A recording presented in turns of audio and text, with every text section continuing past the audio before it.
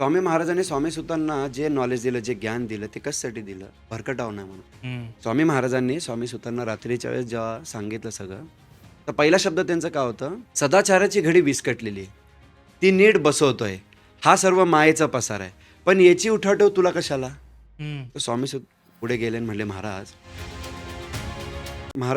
पण एका ठिकाणी म्हणतात की माझं भजन कर किंवा माझं जप करा, हे सांगतात महाराज. बखरमध्ये आहे. आता नॉर्मली लोक काय करतात की नॉर्मल थोडंसं जप केला आणि आपापल्या बुद्धीने सेवा करत राहिला, तर तो तिथपर्यंत पोचतच नाही. त्याला महाराजांचा उच्च कोटीचा जे आनंद आहे, जे महाराजांनी ठरवलं की सगळ्यांना द्यायचंय मला, तर ते सगळ्यांना घेता येत नाही. बरोबर. ते न घेता आल्यामुळे काय होतं, माणूस मग परत डिप्रेशनमध्ये जातो. थोडे वर्ष भक्ती करण मग परत त्याला असं होणार की अरे काहीच होईना, मला काय माझ्या जीवनात काही परिवर्तनच होईना. ह्याच मठात आल्यांनी तुमची भक्ती स्वामींपर्यंत जाते.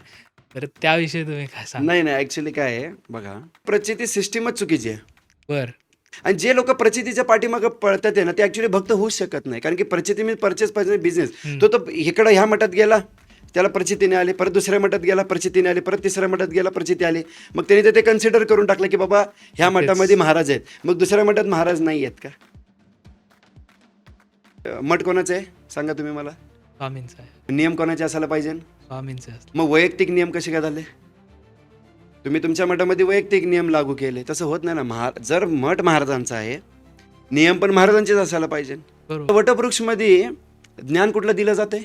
महाराजांचं. बरं. दुसरं काय सांगितलं जातंय? नाही. हा, जे जप आहे, जे ओरिजिनल जप काय तेच शिकवलं जातंय. करेक्ट.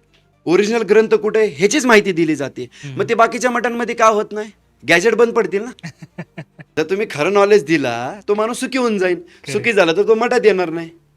बरोबर ना. मठात नाही आला तर मठाचं सगळी करन्सी बिघडून जाणार ना सगळी. जर तुम्ही 264 लीला वाचले आणि ही एक लीला वाचली ना, तर माणसाचे जीवन सफल होतं ऍक्च्युली. वा.